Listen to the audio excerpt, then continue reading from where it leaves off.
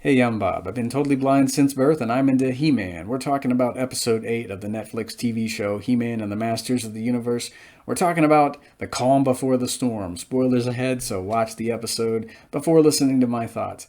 I like the opening scene, that very dark and foreboding scene in Snake Mountain. And I've been a big Skeletor fan since I was around 6 years old in the very, very late 80s. Skeletor is just a really cool guy to watch.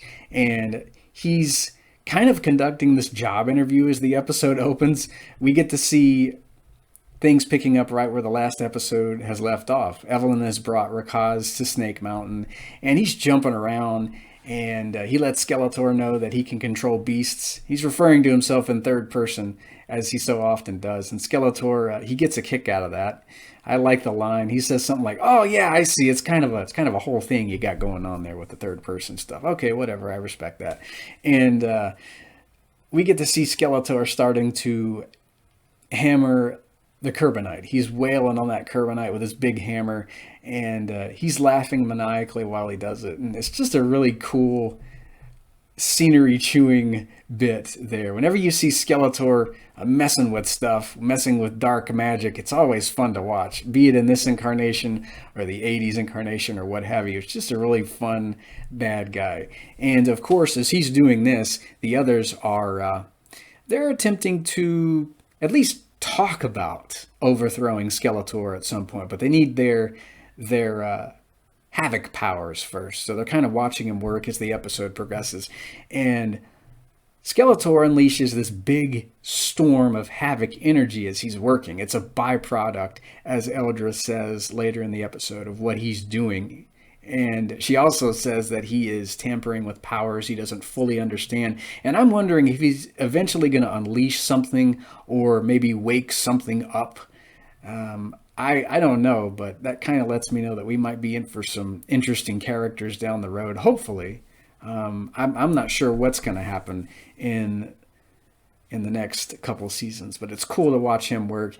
We get to see He-Man heading to Eternos because, well, I mean, that's what he's been wanting to do. He plays a bit rough with Duncan during this sparring session, and it is clearly because he does miss Crastine, or Crass as we should call her, and she's not in this episode at all. She is mentioned though, and I would say that that her absence is very noticeable. Doesn't really feel like the team's together without her. And so, yeah, we get to see Adam heading to Eternos to meet his dad, and Cringer gives him some friendly advice. He basically says, "How do you know you won't like it? You need to go try it first." And he gives this whole saying relating to the Mer people. It's kind of funny.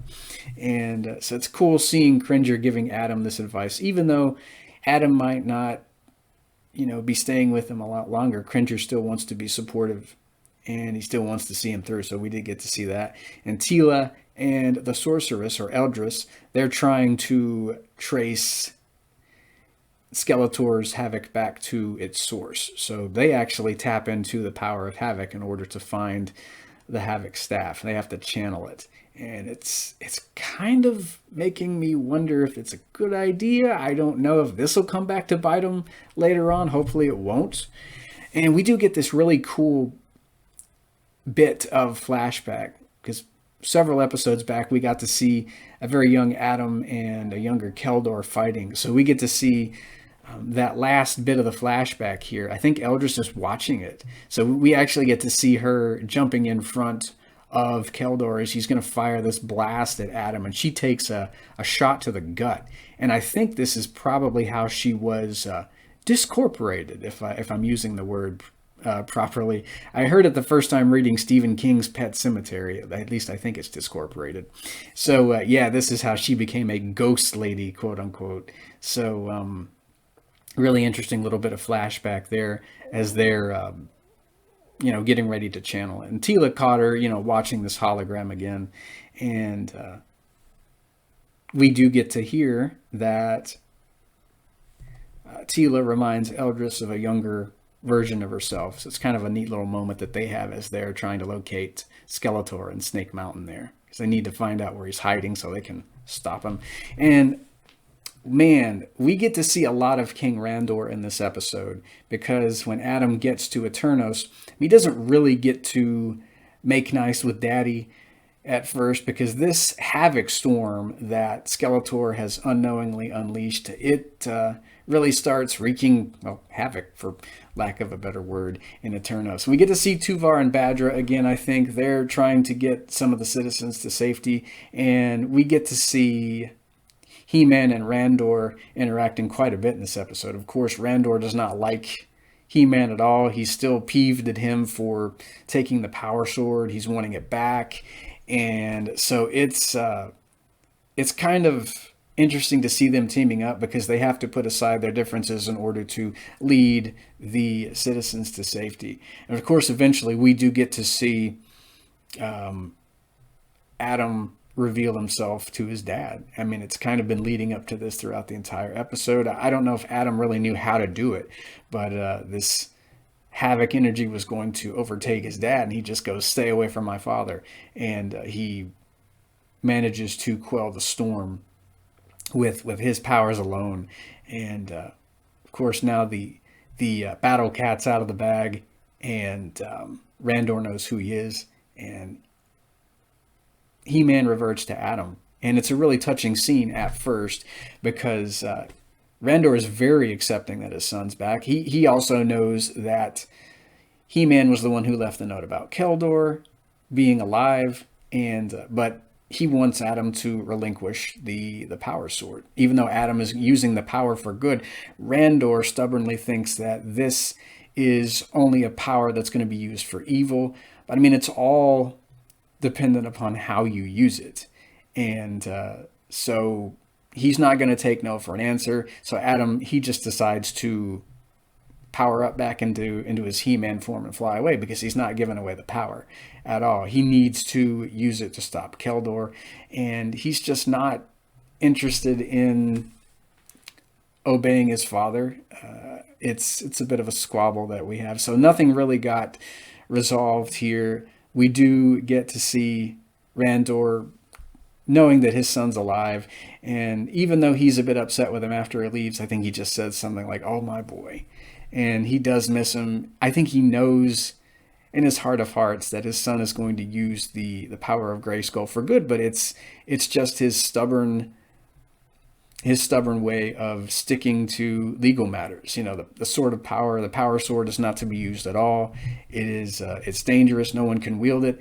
Randor doesn't even trust himself with it, and that's very refreshing. He does know his limits, but at the same time,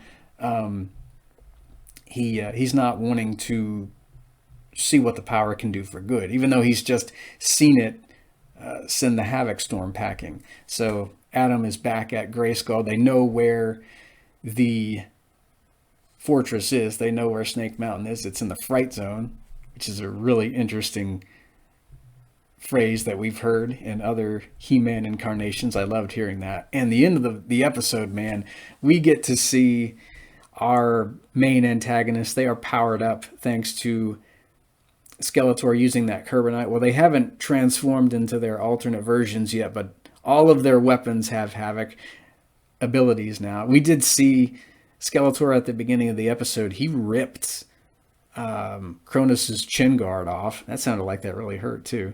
And oh, did he scream. And so yeah, it is apparently a trap, as we were all probably thinking it was going to be.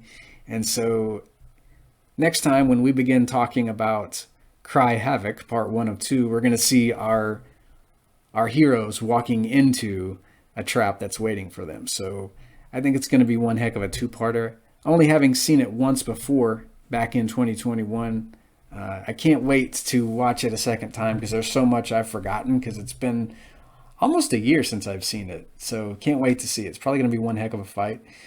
I loved the interactions with Adam and his father Randor. It's always cool when you get to see or hear voice actors like Fred Tatasciore and Yuri Lowenthal really just able to show you everything that they can do in terms of vocal performances. I mean, all of these guys just floor you whenever you watch these episodes. They really make you feel for the characters. So I can't wait to see more of this relationship between Adam and Randor in the future. Hopefully his dad will come to his senses. And hopefully Adam might not be as hot-headed. He might think about listening to his dad in some aspects, you know. So that'll do for this little discussion here. It was a fun episode. I loved the different character dynamics that we got here. And it was awesome seeing our bad guys in Snake Mountain doing their thing. I think that those are probably my favorite scenes from the entire episode. I just love watching Skeletor be bad. It's really fun. So, yeah. Hear you next time, guys, and have a great day.